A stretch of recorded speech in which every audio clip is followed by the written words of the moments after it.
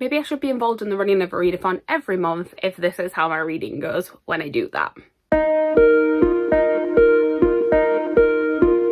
Hi everyone, my name is Chloe, welcome back to my channel. Thank you for being here today. Today's video is going to be my June reading wrap up. June was an amazing reading month for me, so we had two readathons that were running in June. One that I was low-key participating in, which was Whatever You Want-a-thon, hosted by Maddie from Book Browsing Blog. And I was on Team Shelf Slayers for that. There was a bingo board, there were prompts, it was fun, but I was kind of just reading what I wanted to read and then hoping it matched up to things afterwards. The readathon that I was really participating in was Marvelathon, because I was team captain for Marvelathon, Team Scarlet Witch. Actually, bear with me 1 second, let me just go and grab our mascot. Team Scarlet Witch. There we go. I purchased this halfway through the month because I wanted something to sort of commemorate Marvelathon, and I'm very happy about this purchase because look at her, she's so cool. So everything that I read during the month of June counted for points towards Marvelathon. You will see that there is definitely a theme in some of the books that I read because I was trying to get the most points for our team. We still do not know who the winner is at the time of filming this. I think actually at the time of this going up, the winner is going to be announced. Actually, I think at the time of this going up, so I will say now, the winner is going to be announced on Lisa's sprints on Tuesday the 5th of July.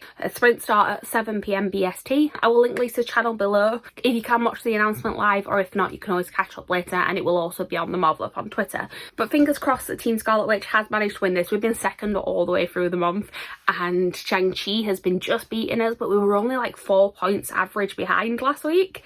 So I'm really, really hopeful. We'll see what happens. This could end up not aging very well at all. But I'm going to start rambling about the readathons that I was doing now and just tell you about how that actually affected my reading, because this has been a very good reading month. Actually, the most that I have ever read in one singular month ever, because I read 19 books this month, which, yes, I do wish that I would have read just one more and got it to 20, because that, like, that round number was right there and I just didn't quite get it. But anyway, I read 19 books. It was a mixture of physical reads, ebooks, audiobooks, and also a lot of graphic novels. So graphic novels definitely played a part in me reading more, but I'm really happy about that because I'm glad that I read some more graphic novels, because I always want to read more and then just never end up picking them up, and you will see why in particular I ended up picking those up this month. It's probably quite obvious given the subject matter of this readathon, but yeah, we definitely got some graphic novels and comics in there, which was really fun to read.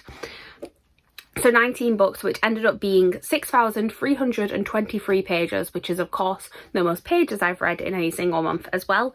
And also that averages out at 210.77 pages per day. So basically 211. I aim for 100 pages a day. I did 200 this month. I'm so impressed. I really need to be running a readathon every single month. It does mean that 6 months into the year, I'm now at 29,114 pages for the entire year, which that number just kind of blows my mind a little bit. And on average, I have read 160.85 pages per day. So we're doing really well, like a little bit of a mid-year check-in. We're doing pretty good here. So I did mention that the formats were a little bit different this month as well, because I actually read 7 ebooks, which I don't normally do, but a lot of the comics I got, I ended up getting them from the library, from their ebook library, because they didn't have that many in physically. So 7 ebooks, 2 completely audiobooks, 5 that were a mixture of different things, and then 5 that were completely physical reads. So yeah, definitely a wide variety of how I read this month. And then in terms of what I read for the age range, we have got 2 middle grade. Look at me reading 2 middle grade in a month. It's rare that I even get 1 in there, so we're doing well with that. 4 young adult, and then 13 of them were adult books as well. So again, definitely skewing more towards adult this month, which I'm surprised by actually, because you'd think for a readathon I would have gone with something a little bit easier, but no, you'll see I did not necessarily pick the easy reads. And then the last statistic before we actually start talking about the books that I read is my star ratings. So I read 3 3 stars, 9 4 stars, and then 7 5 stars. 7 5 stars is very, very good. I mean, I know obviously I read more, so it's more likely there's going to be 5 stars, but I'm quite happy with what I picked to read this month, because, you know, we like those high star ratings. Let's actually now talk about some of those high star ratings, because the first book that I read in the month of June, I actually started reading in May, but I read the majority of it in June, so we're going to count it for this. And I do not have it physically to hold at the minute, because it was an e-arc of a book that comes out in August for some people, September in the UK.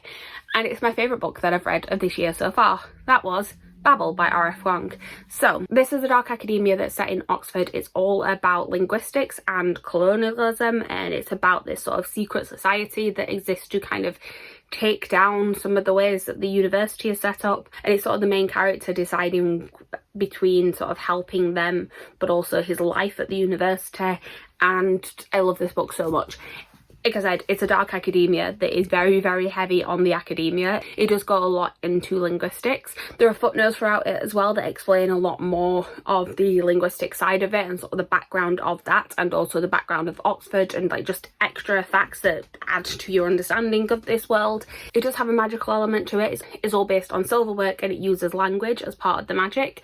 And I am not going to be able to give a good review of this because I need to reread it already. There's so much to it, but it just kept me wanting to read it all the way through. Like all the discussions in there just had you really thinking throughout it, and also had you just not wanting to put it down really. And the characters as well, I grew to love them and hate some of them as well. And yeah, I love R.F. Wong's writing. I love the Poppy War series. That's one of my favourite series. I think I actually prefer Babble. I can't even explain it, but I just love this book so much, and I can't wait for more people to have read it in September, because I think I'm going to probably reread it around about that time when it comes out as well.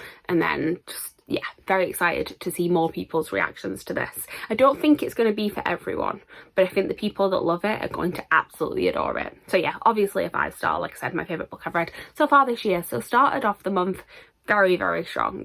By the way, I'm not going to go into how many points all these got for Marvelathon or anything like that, because we will be here for hours. But yeah, all of these books got points for Marvelathon. They were all over 100 points for Marvelathon, but I'm not going to break it down individually. After finishing that, I wanted something nice and quick to really sort of kickstart Marvelathon reading, because like I said, that one kind of pulled over from me a little bit. So I went with a comic book that featured Scarlet Witch, because why wouldn't I? And I read House of M. So this one, my discussion of this is going to have slight spoilers for WandaVision, I've just realised. So if you've not watched WandaVision, then maybe just fast forward to when I'm not holding this book up anymore. But this one is the comic book that WandaVision is kind of loosely based on. It's not exactly, but the whole idea of Wanda kind of creating this world where she has these children that don't actually exist comes from this storyline. And I really enjoyed this one. I gave this one 4 stars. I think partly because I knew that story as well, like I was already invested going into it, but also I like this one because it wasn't just sort of Wanda centered. It featured a lot of other characters that I know and love as well, hence why you've got a lot of the X-Men and some of the Avengers on the front of here as well. And yeah, it was just a really good read to sort of kick off fully going into Marvelathon at the beginning of the month. And it does kind of leave it open for the next storyline. I think it was called Desolation, if I am remembering correctly. I should probably check at the back, it will tell me. It doesn't tell me, but anyway, it does lead on to the next sort of set of storylines, which I am tempted to pick up and read, but I do not know when I'll be able to get my hands on them, because my library, which is obviously where I got this, like I do not keep my books in this state, don't worry, but my library does not have the next storyline of this, so I need to figure out the best way to read it, because I'm intrigued now. So yeah, very happy, just in general very happy to have read more Marvel comics this month. You're gonna see a few more in a couple of minutes time. My next read is another one that I don't actually have to hand, because I read another arc. Again, who am I reading these e-arcs? I don't know what's happening, especially ones that haven't actually come out yet, because that's not what I normally do.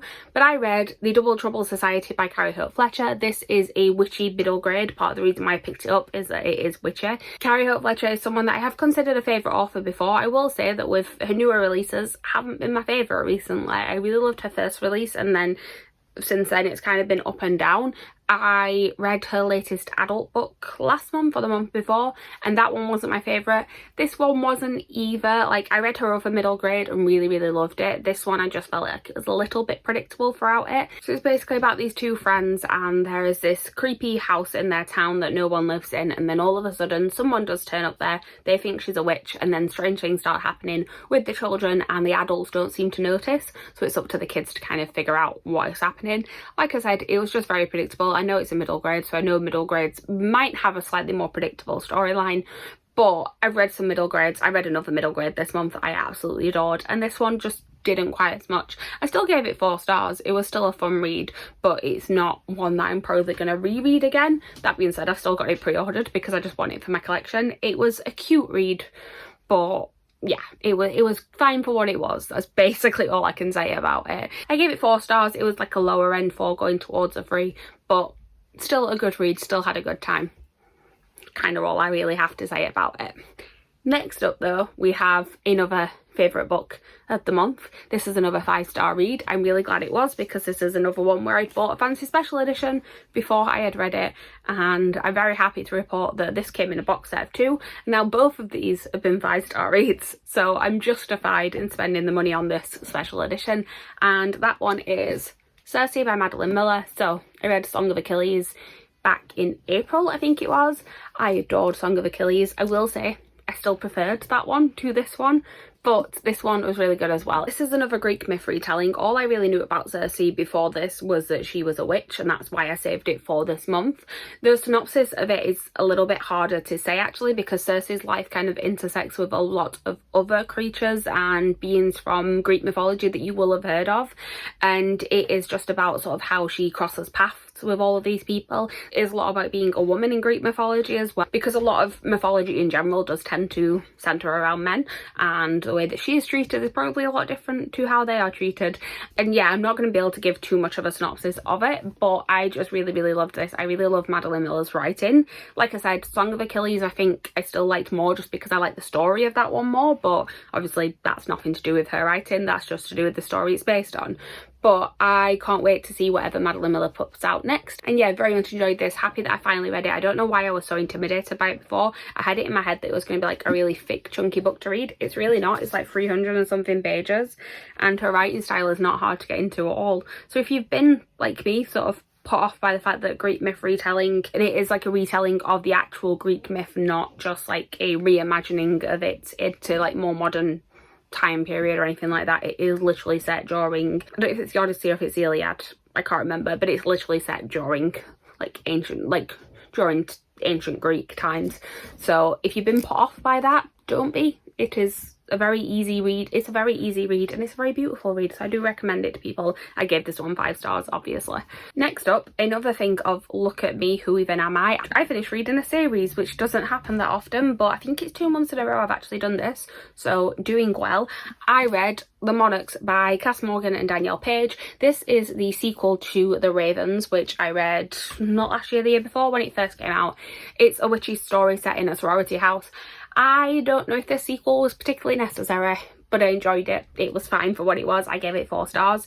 I feel like they could have really just wrapped up the storyline in The Ravens. They left a couple of things open that they didn't really need to leave open, and then made a full story out of it in this, and I just felt like I didn't care about the characters as much, because it did just feel like some extra stuff that was thrown in there at the end. But the writing style was fun and easy to read, and yeah, I did enjoy it. Not my favourite read ever, but like I said, a 4 star nonetheless. Happy that I read it, happy that I finished the series. I do believe it is just a duology. That's everything I've heard, is that it's just a duology, and it felt very wrapped up at the end of this one. So yeah, the next one I read was The Monarchs. After that, we're back onto a couple of 5-star reads now. The first one being Gay Club by Simon James Green. I really adored this book. I've read a few of Simon James Green's books now. I first read No I Can't Even and gave it 2 stars. The glow up that happens when I've been reading this author is quite impressive. I gave that one 2 stars. I didn't love it. I didn't love the writing style of it, but there was something about the synopsis of some of his later books that I was just really intrigued by. So I ended up picking up the other one that I want, which is the Greece retelling, and I really enjoyed that one. I think I gave that one 4 stars. Really enjoyed his next one after that, which was Heartbreak Boys, and then was very excited for this one because it just sounded fun. It's about a presidency campaign for a school's LGBTQ+ society, and it is just really fun. It's quite over the top. It's a little bit ridiculous, but in the best possible way, and just, yeah, some of the feels that this book gives you, particularly like towards the end as well, were just great. And yeah, ended up giving it 5 stars, mainly just because of the feels that I got reading this book. And I'm happy because I believe this author is going to be at Yalk, so I get to go and take this one to be signed now, which was fun. And also the perfect read for Pride Month, obviously. Like, how could I not pick this one up during Pride Month? The book is literally a rainbow. So yeah, 5 stars for this one, very fun. My next 5-star read, little bit of a different sort of feel to this one. It's not so much a fun book, and I can't even really explain why I gave it 5 stars or what the synopsis was at all, but the vibes were immaculate. That book is The Starless Sea by Erin Morgenstern. So I read The Night Circus finally last year, and I loved that book. It's one that I've been putting off reading for ages. I gave it 5 stars. I absolutely loved it. I've also been putting off reading this one for ages because this is a hard copy that I got when it first came out. It's got pretty sprayed edges and everything like that. I asked for it for my birthday one year, and yeah, have just not read it. It's just been sat on my shelves, and I don't know why. Well, I know why. I wanted to read the Night Circus first, but I've just been very intimidated by it. But I put it on my TBR this month, and I cannot give you a synopsis of this. It is a book about stories. That is basically all I can tell you. And what actually happens in the book, even having read it, I can't really tell you because it just, the way it unfolds, I'm still not entirely sure if I actually can make sense of this. I don't even think it's that confusing. I think I just wasn't sure what to expect. I think on a reread I'll probably understand it, hopefully. Maybe not. But the writing was beautiful. I just loved the vibes of it. I didn't care that I didn't quite know what was happening because the vibes, that's all I can say. That's the only thing I keep saying about this book is just vibes. I think that is pretty much the only thing. Some people are going to hate this book. I am well aware that this is definitely not a book for everyone. Everyone is giving it a crappy review. I can pretty much understand why you would not like it, but I loved it. I gave it 5 stars. I kind of want to reread it. Maybe I will. Maybe not anytime soon, but maybe I will at some point. So yeah, very happy that I finally read it, very happy that I enjoyed it, and really cannot wait to see what Erin Morgenstern puts out next, because both of her books for me have been 5 stars so far. So next up, I read a short story collection which I was trying to read before TV show came out that's based on one of the short stories in this, and that is Vampires Never Get Old. This is by various authors, but it is edited by Zoraida Cordova and Natalie C. Parker, and the story that I particularly wanted to read was the one by V. Schwab, which is First Kill, which is what the TV show First Kill is based on. It's a sapphic vampire story. Basically, all of these vampire stories are about people who maybe haven't seen themselves represented in typical vampire stories. So you've got characters of colour, you've got various LGBTQ plus identities in here, you've got characters with disabilities. Basically, representation is pretty fantastic in this book. Actually, although I said I wasn't going to talk about points for Marvelathon, this one was almost full points apart from the over 500 pages prompt, because it had all of the rep. It's got red on the cover, which is for Team Scarlet Witch. It features heartbreak, and also there are witches very slightly involved in it. So it was a really good book for me to read this month, and I really enjoyed this. Normally in a short story collection there's going to be a few that you don't like as much as the others. I can only really think of one that I didn't really like vibe with as much, but in general really loved them. I did like the V. Schwab one. That's what I went into it looking for. It probably was my favourite just because I know I love her writing style so much, but there are quite a few others in this where I'm like, oh, I might need to read something from this author in the future because I've not read from them before, but just this short snippet has made me interested to read more. So very happy I read this one. Probably should have been like an October read, but I just wanted to read it before the TV show came out, which I have now watched, so it did what it needed to do. Next up, we have got a bunch of Marvel comics. I'm kind of going to talk about these all in one go, but first I read The Avengers, Vision and Scarlet Witch, and then I read Avengers, Vision and Scarlet Witch, A Year in the Life. So these two in particular are comics that came out in, I want to say it was the 70s, I haven't looked up the exact date, but you can tell by the comic book style that they are that older comic book. There's a lot of exposition in these, like a lot of just, they don't just leave anything up to like you trying to figure it out from the images or from you just like remembering what may have happened even earlier on in the story. Everything had to be sort of very thoroughly explained to you constantly, and this is not my favourite comic book style, I will say that. Like, I don't love the older comics as much as I like newer ones, so I gave these ones 3 star. Definitely not my favourite. I also actually just realised I read 3 in this style. I also read Marvelverse, Wonder and Vision. I did love like the setup of this because again, like you can see how these storylines have influenced like the MCU later on, and I appreciated like seeing more of that backstory, but older style comic books, just not for me, definitely, hence the 3 stars. I then read another one that I gave 4 stars, and that was A Darkhold. This is a more recent one. I don't know if it was 80s or 90s, but it's coming more into like comic book styles that I know of. Like, I started reading comic book things in the 90s. Like, the first things I read mainly were Buffy the Vampire Slayer comics. So it's definitely more like comic books in that era and going forward that I prefer. Again, The Darkhold is one that I picked up in particular because it gives you more backstory on some things that maybe may be helpful for the MCU going forward. So I was very happy to have read that one. I also like this one because it had the Darkhold and sort of how it affected Wanda, and then it had it affecting other characters as well, so it was a nice mixture of different characters in there. And yeah, I like the art style for this one as well, as opposed to like the older art style in the previous ones. So yeah, definitely found out that I am a fan of sort of not even modern necessarily, but sort of like 80s 90s going forward. Like, it's just that much older ones that I'm just like, no, this one isn't for me. This is going to be quite a long wrap up, by the way. I did warn you, I have read a lot of books. I'm not talking about them as much as I normally do to try and speed through them, but yeah, I read a lot of books. I also just realised that I don't think I ever said how many stars I gave Vampires Never Get Old, but I gave it 4 stars, which is unusual for a short story collection for it to be that high, so feeling good about that. Next up, I read a book that just didn't quite do what I wanted it to do, and that is Paybacks Witch by Alana Harper. So this one's a story about a witch who has moved away from her hometown and then comes back because her family sort of oversees this competition to choose a ruling magical family in this town. And one of the competitors is her ex-boyfriend, and one of the other competitors is one of her ex-boyfriend's other exes that he has also been particularly horrible to. And they decide to kind of team up together to get their own back on him, and then also a romance ensues between those two as that's happening. Now, this storyline sounded amazing, and when it got towards the end of it, and it really got into kind of the magical background of it and the relationship of these characters, I did really enjoy it. The problem is that the sort of payback part of it with the ex-boyfriend and things just seemed to be like glossed over, and you didn't really see kind of why like they were both so angry at him. Like, he was in the story very, very little, so the actual like setup to get them to that point was hard to get into. But once it actually got to that point and like they were like fully competing and doing the payback, I enjoyed it, if that makes any sense at all. I just think there needed to be more build up into like why we hated this guy so much. But I did enjoy it. I still gave it 4 stars. It's a lower end 4-star, and there was going to be more in this series, I believe, of like other characters in this town. So hopefully now that I have the setup of this world, I'm going to enjoy those ones a little bit more. Next up, we have got another 5-star read, and this is a middle grade, which we all know is rare for me to give middle grades 5 stars. And of course, this one is a sequel to one of the other ones I gave 5 stars.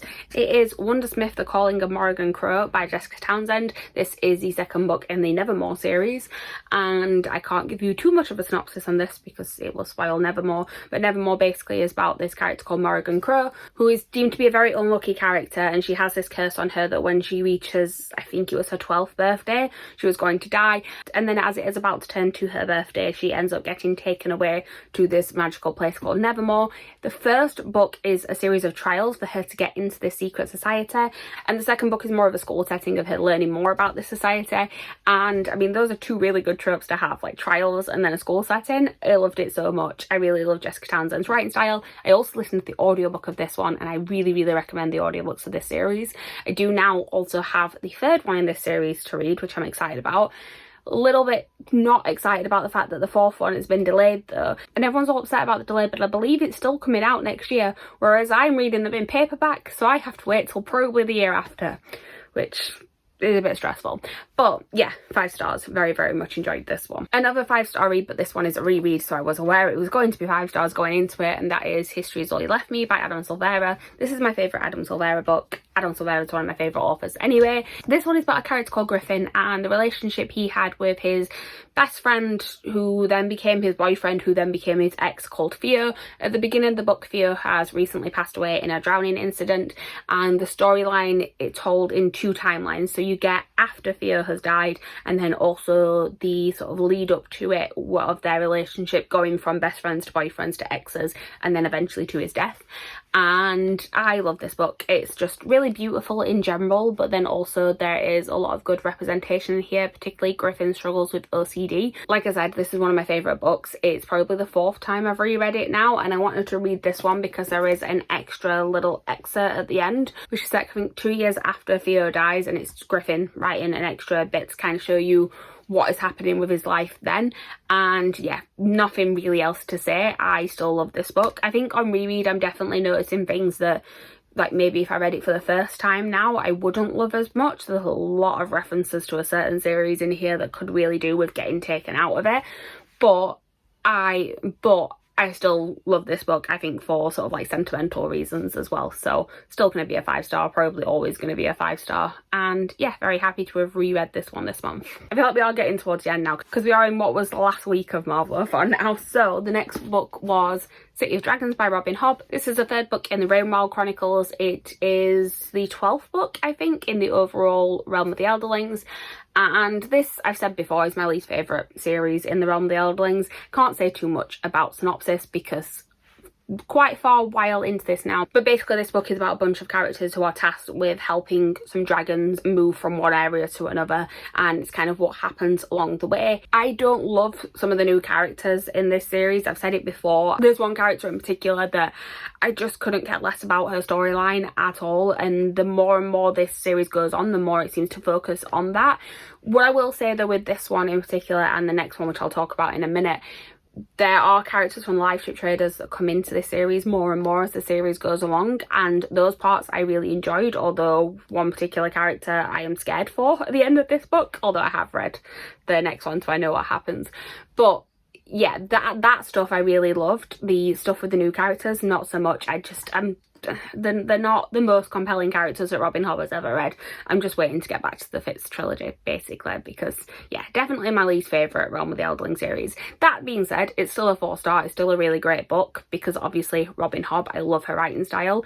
It's just my least favourite from my favourite author, if that makes any sense at all. The next book that I read is In an Absent Dream by Shauna Maguire. This is the 4th book in the Wayward Children series, probably my favourite one that I've read so far. The Wayward Children series is about children who have gone through portals, so think of Alice going into Wonderland, and for whatever reason these children are no longer in the worlds that they went to, and maybe aren't adjusting too well to being back in the regular world, so they go to a school which is a school for these wayward children, and most of them, to be honest, are trying to get back to the worlds that they travel to. Each book sort of alternates between being a book at the school and a book in the world that the child has travelled to before. This is one of those ones. It's one of the ones that we are in the world, and it's about a character called Lunde, who I really love that character and have been really interested in their storyline in the previous 3 books, so I really enjoyed this one, and the logic of the world in this one as well, because it's all this kind of like debt and bartering system, and I really liked how that like sort of all added up.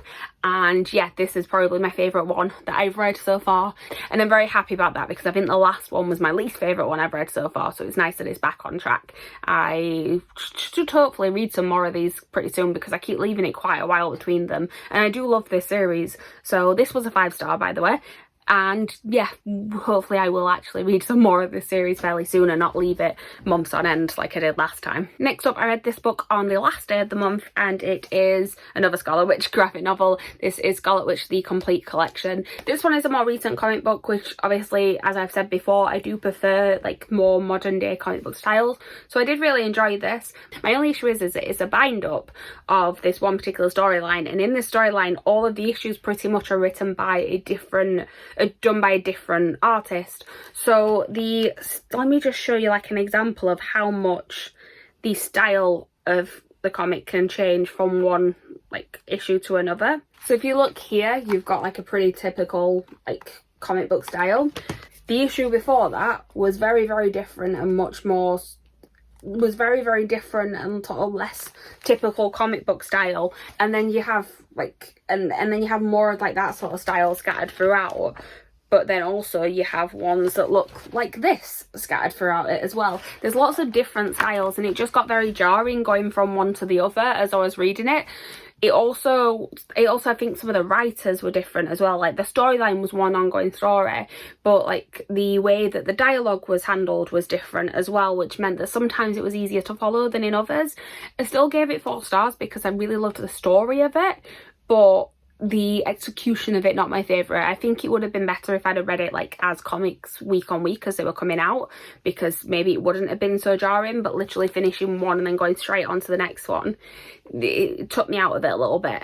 But I still enjoyed it. It was still a good story to read, just not my favourite. And then the last book, because we finally got onto the last book that I read in the month of June, and that was another Robin Hobb. It was Blood of Dragons. This one I actually technically finished in July, but we won't talk about that. I listened to the audiobook of this one. It is the last book in the Realm Chronicles. basically everything that I already said about City of Dragons. What I will say about this one is that I liked the ending of it. I do think the ending was a bit rushed though. Like, I liked how it came to a conclusion, but not necessarily how it was handled. Also, there are more characters that make an appearance in this, and one group of them literally just appear right in the last chapter, and I'm like, can't we have had more of them all the way through? I would have much preferred to have had like a story of the live ship characters with some extra ones thrown in, as opposed to a story of these extra people and then the live ship traders characters thrown in, if that makes any sense. And yeah, I enjoyed it. I still gave it 4 stars, but I am very happy to be finished with this series now. I'm very happy that I'm going to be back with Fitz in the next books that I read. So yeah, I'm actually not going to attempt to hold up all the books I've read this month because I've injured my arm and it's been hurting me holding up the books all the way through this. So I'm just going to say, there we go, that was all the books that I read during the month of June. It was 19 in total. Like I said, best reading month so far. And it wasn't even just that I like pushed through and rushed things, because I still had some books that are like new all-time favourites, which I'm very, very happy about. So thank you guys for watching. Please like, comment, subscribe, all that good stuff down below. Let me know what your favourite book was that you read during the month of June, and I will see you guys next time with a new video. Bye.